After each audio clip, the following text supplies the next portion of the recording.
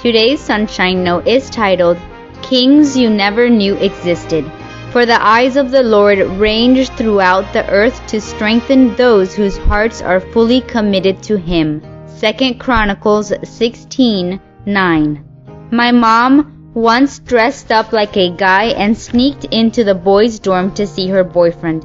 Disguised in a large shirt, baggy jeans, and a ball hat, nobody ever suspected she was a girl. And as for my dad, he once painted an enormous 73 rules on the blacktop by the picnic tables and on the wall in the breezeway between the classrooms, which is still there to this day. Nobody ever caught him. These wild teens became my parents. I love finding out crazy stories I've never heard before about people I know well. If you're ever bored, grab a Bible and read some of the fascinating stories and random details written in the last half of 2 Chronicles. King Rehoboam's subjects asked him to lighten the load his father had put on them. He replied, "My little finger is thicker than my father's waist. My father scourged you with whips. I will scourge you with scorpions." What an angry, sick man. Then there was King Asa, who deposed of his own grandmother because she made an Asherah hole, but in his last years failed to rely on God.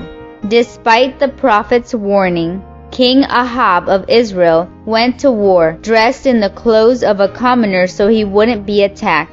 Nevertheless, a random arrow pierced between his armor plates. Ahab propped himself up on his chariot and watched the battle until sunset, when he died. To remind people of God's ways, Jehoshaphat, the first king to send missionaries, sent Levites into Judah with the Book of Law. When he asked God to help him fight Moab and Ammon, God had the armies turn on each other. By the time the king arrived, he found a field full of dead bodies. When Jehoram became king of Judah, he killed all his brothers and led his subjects to idol worship. He got a disease that caused his bowels to come out and died in great pain, to no one's regret. As I read through the recounts of kings, I started seeing a very clear trend. Those who followed God's ways were successful. Those who didn't brought evil upon themselves.